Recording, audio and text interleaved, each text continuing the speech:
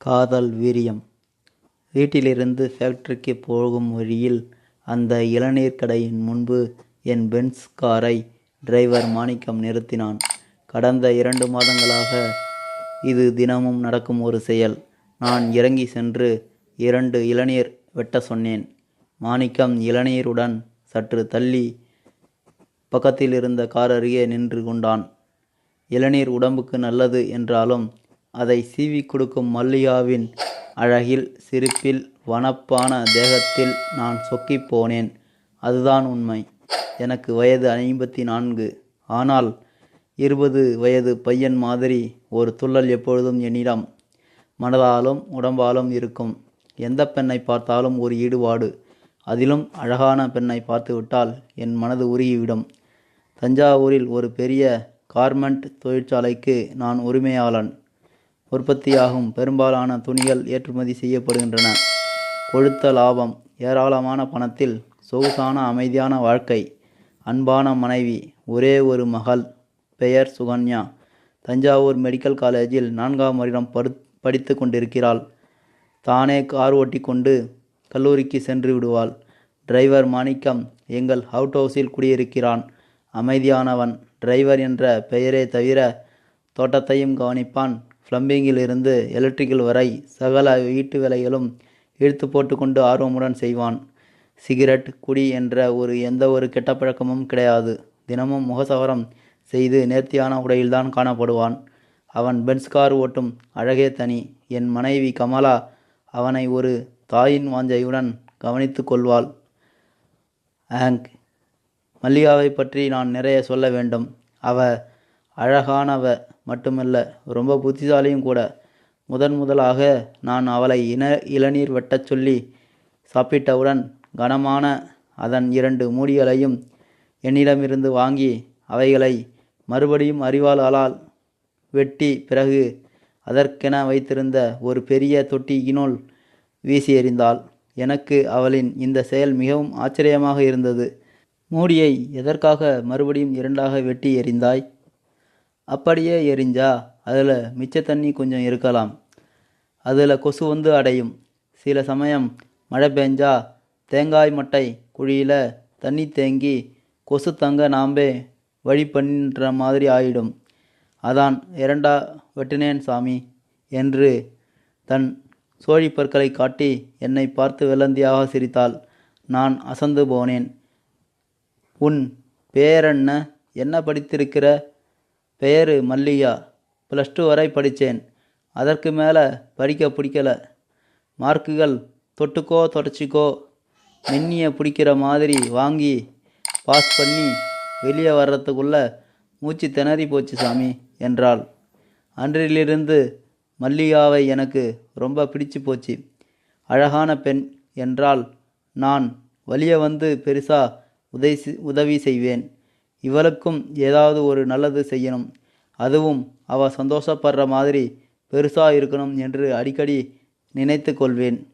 இன்னும் படிக்கணும்னு உனக்கு ஆசை இல்லையா மல்லி? படிப்பே வேணாம். என் வீட்டில் எனக்கு கல்யாணத்திற்கு மாப்பிள்ளை பார்க்க ஆரம்பிச்சிட்டாங்க சாமி. முகத்தில் ஏராளமான வெக்கத்துடன் சிரித்தாள். சட்டென்று எனக்கு அந்த எண்ணம் தோன்றியது. இவளுக்கு நம் மாணிக்கத்தை பார்த்தால் என்ன?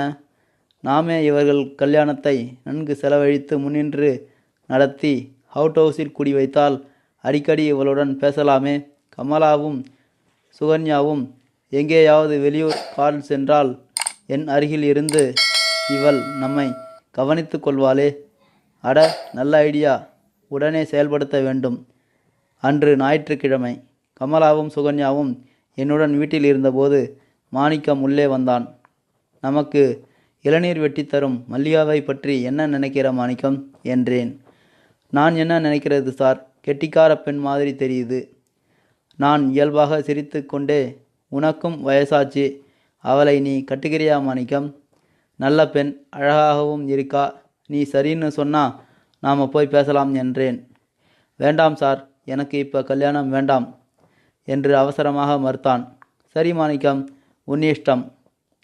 அவன் சென்ற பிறகு சுகன்யா என்னிடம், அப்பா, கல்யாணம்ங்கிறது அவங்க தனிப்பட்ட பர்சனல் மேட்டர். நீங்கள் ஏன்பா மாணிக்கத்தை இம்ப்ரெஸ் பண்ண பார்க்குறீங்க என்றாள். கமலா, அதென்னடி, அவனை 10 வருஷமாக நமக்கு தெரியும். தவிர நம்ம அவுட் ஹவுஸ்லேயே இருக்கான்.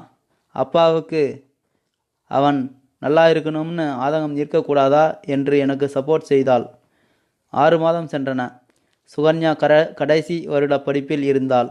அன்று இரவு லேப்டாப்பில் இருந்தபோது திடீரென்று எனக்கு சுகன்யாவிடமிருந்து ஒரு மெயில் வந்தது. அடுத்த அறையில் படித்து கொண்டிருப்பவரிடமிருந்து மெயிலா? ஆர்வத்துடன் படித்தேன். அப்பா, சென்ற வாரம் நீங்களும் அம்மாவும் எனக்கு ஒரு நல்ல பையனை தேடி அமர்க்களமாக திருமணம் செய்து வைக்க வேண்டும் என்று பேசிக்கொண்டிருந்ததை நான் கேட்க நேரிட்டது. நான் மெடிக்கல் படித்து மேலும் 2 வருடங்கள் படித்தவுடன் தான் எனக்கு திருமணம். நீங்கள் யாரையும் எனக்கு தேட வேண்டாம். நான் நம் வீட்டு மாணிக்கத்தை திருமணம் செய்து கொள்ள விரும்புகிறேன். நீங்கள் உங்களை சுற்றியுள்ளவர்களிடம் தனி மனித சுதந்திரத்திற்கும் விருப்பத்திற்கும் என்றுமே மரியாதை கொடுப்பவர். உங்களிடம் ஒரே அன்பு மகளான என் விஷயத்தில் மட்டும் அதை விட்டு விட மாட்டீர்கள் என்று நம்புகிறேன். அப்பா, நான் உங்களுக்காக நம் வீட்டில் டெரஸில் காத்திருக்கிறேன். உடனே வரவும். சுகன்யா. ஓ காட்! என் உடம்பு உதறியது. மல்லிகா இருக்க வேண்டிய இடத்தில் ரத்தினத்தின் இரத்தமான என் ஒரே பெண்ணா? ஜாதி மதம் எனக்கு பெரியதில்லை.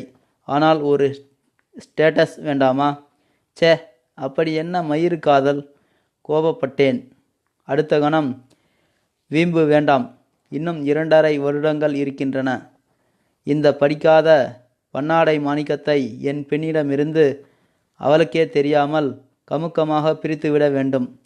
வீரியம் பெரிதல்ல, காரியம்தான் முக்கியம். அமைதி அமைதி என்று என்னை நானே நிதானப்படுத்தி கொண்டு டெரஸ் சென்றேன். குளிர்காற்றில் சுகன்யா காத்திருந்தாள். அப்பா, மெயில் படிச்சிங்களாப்பா என்று மெல்லிய குரலில் குழைவுடன் கேட்டாள். இது என்னம்மா பெரிய விஷயம்? கல்யாணம் உனக்கு எனக்கில்லையே. மாணிக்கம் நல்ல பையன். உன்னோட சாய்ஸ். எப்படிம்மா தப்பா போகும் என்று வாஞ்சையுடன் அவள் தலையை தடவி கொடுத்தேன். அவர் ரொம்ப நல்லவரப்பா. அம்மாவுக்கு இன்னும் எதுவும் தெரியாதுப்பா. இப்போ அம்மா கிட்ட சொல்லி இதை பெருசு பண்ணாதம்மா. முதல்ல உன் படிப்பை நல்லா படித்து முடி. அப்புறம் எல்லாம் நல்லபடியாக நடக்கும். இருவரும் கீழே இறங்கி வந்தோம். அன்றிரவு எனக்கு தூக்கம் வரவில்லை. மறுநாள் துபாய் சலீமுக்கு ஃபோன் பண்ணி, சலீம், எனக்கு ஒரு பெரிய உதவி பண்ணணும். என்னோட டிரைவர் மாணிக்கத்திற்கு ஒரு நல்ல வேலை துபாயில் ஏற்பாடு செய்ய முடியுமா? பென்ஸ், ஆடி என எல்லா பெரிய காரும் நன்றாக ஓட்டுவான். அவனுக்கு ரொம்ப பெரிய குடும்பம். பாவம், கஷ்டப்படுறாங்க.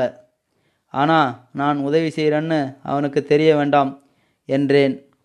அடுத்த 1 மாதத்தில் எண்ணெய் கிணறு வைத்திருக்கும் ஒரு பெரிய பணக்காரரிடம் வேலை கிடைத்ததும் மாணிக்கம் துபாய் சென்று விட்டான். நான் நிம்மதியடைந்தேன். சுகன்யா சற்று வாட்டமாக இருப்பதாக தோன்றியது. அடுத்த 2 மாதத்தில் சுகன்யாவுடன் மெடிக்கல் படிக்கப் போகும் வினோத் என்பவன் அவுட் ஹவுஸ் வாடகைக்கு கேட்டான். இன்னும் 2 வருடங்களுக்கு மேலே படிப்பான். நல்ல பையன், பொறுப்பானவனாக தெரிந்தது. நான் உடனே சரி என்று சொன்னதும் அடுத்த வாரமே தன் தாயாருடன் வந்து விட்டான். சுகன்யா இவனை திருமணம் செய்து கொண்டால் நல்லது என்று தோன்றியது. சுகன்யா அவுட் ஹவுஸுக்கு அடிக்கடி போவதும் வருவதுமாக இருந்தால். இருவரும் சேர்ந்தே படித்தார்கள். கல்லூரிக்கு வினோத்தை தன் காரில் அழைத்து சென்றாள். மாதங்கள் ஓடிவின. நடுவில் ஒரு நாள் சலீமிடம் இருந்து மாணிக்கம் எப்படி இருக்கான் என்று கேட்டேன். 2 மாதங்களுக்கு முன்பு மாணிக்கம் துபாயிலிருந்து ஷார்ஜா சென்று விட்டதாக சொன்னார். ஒழிந்தது சனியன். இனி அவனுக்கும் நமக்கும் எந்த தொடர்பும் இல்லை என்று நிம்மதியடைந்தேன். அடுத்த 1 வருடத்தில் சுகன்யா மேல் படிப்பையும் முடித்து விட்டாள். வினோத் சென்னை செல்வதாக சொல்லி அவுட் ஹவுஸை காலி செய்துவிட்டு சென்று விட்டான். இதுதான் சரியான தருணம் என்பதால் சுகன்யாவிடம், என்னம்மா எப்போ கல்யாணம் என்றேன். அவள், இன்னும் 6 மாதத்தில் மாணிக்கம் ஷார்ஜாவிலிருந்து வந்ததும் என்றாள். என்னடா இது, வேதாளம் மறுபடியும் முருங்கை மரம் ஏறிவிட்டதே என்று திகைத்தேன். அப்பா, அவர் இப்போ ஷார்ஜா ஷேக் இப்ராஹிமிடம் பர்சனல் டிரைவராக இருக்கிறார், லட்சக்கணக்கில் சம்பாதிக்கிறார் என்று உற்சாகமாக சொன்னாள். உள்ளுக்குள் எனக்கு கடுப்பாயிருந்தது. பேச்சை மாற்ற எண்ணி, உனக்கு இங்கேயே ஒரு பெரிய ஹாஸ்பிட்டல் கட்டித்தரேன், டாக்டர் சுகன்யான்னா தஞ்சாவூர் முழுவதும் தெரியணும் என்றேன். வேண்டாம்ப்பா, அவர் திரும்பியதும் கல்யாணம் பண்ணிக்கிட்டு நாங்கள் திருச்சியில் செட்டில் ஆகிடுவோம். தில்லை நகரில் பெரிய இடம் வாங்கிட்டாரு, அங்கேயே வீடு ஹாஸ்பிட்டல்னு அவர் எனக்கு கட்டித்தருவார் என்றாள். கமலாவுக்கும் சுகன்யாவின் காதல் தெரிய வர, மாணிக்கம் ரொம்ப நல்ல பையன், நான் பார்த்து வளர்த்த பிள்ளை என்றாள். அடுத்த 6 மாதத்தில் மாணிக்கம் ஷார்ஜாவிலிருந்து திருச்சி சென்றான். ஏதோ ஆட்டோ ஒர்க்ஸ் புதிதாக ஆரம்பிக்கப் போகிறானாம், ஹாஸ்பிட்டல் கட்டி கொண்டிருக்கிறானாம். அவைகளை மேற்பார்வை செய்வதற்காக சுகன்யா அடிக்கடி திருச்சி சென்று வந்தாள். எனக்கு சுகன்யா என்னை விட்டு நழுவி செல்வது போல் தோன்றியது. 9 மாதங்கள் சென்றன. அன்று சுகன்யா சந்தோஷத்தில் துள்ளி கொண்டிருந்தாள். ஆட்டோ ஒர்க்ஸ், ஹாஸ்பிட்டல் இரண்டையும் நான் தான் திருச்சியில் திறந்து வைக்க வேண்டுமாம். அதற்காக என்னை நேரில் அழைக்க வீட்டிற்கு வந்திருக்கின்றான். காலை 10 மணிக்கு ஆடி காரில் மாணிக்கம் வீட்டிற்கு வந்தான். வனப்பு பூசினார் போல் இருந்தான். என்னையும் கமலாவையும் ஒரு சேர நிற்க வைத்து நமஸ்கரித்தான். சார், ஷார்ஜா ஷேக் இப்ராஹிம் நான் திருச்சிக்கு திரும்பி போகிறேன் என்றதும், என்னை சொந்தமாக ஒரு ஆட்டோமொபைல் கடை ஆரம்பிக்க சொல்லி அவரது ஏஜெண்ட் மூலமாக எனக்கு தில்லை நகரில் நிலம் வாங்கி தந்து 5 கோடி பணமும் தந்து உதவினார் என்றான். அவன் கட்டியுள்ள ஹாஸ்பிட்டல், ஆட்டோ ஒர்க்ஸ் இரண்டையும் நான் தான் திறந்து வைக்க வேண்டும் என சொல்லி ஒரு பெரிய அழைப்பிதழை என்னிடம் நீட்டினான். அந்த அழைப்பிதழில் Sukanya hospital, Sukanya auto works என கோல்டன் கலரில் பெயர்கள் மின்னின. நான் வாயடைத்து போனேன். நன்றி.